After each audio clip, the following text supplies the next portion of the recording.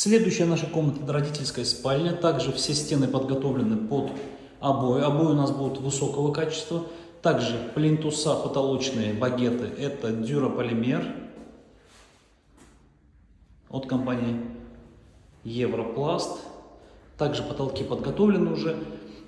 Эти зоны отсечения для гардеробного шкафа, который здесь будет. Потом мы все это обойдем. Стены, обои, на полу ламинат высокого качества. Зона ТВ.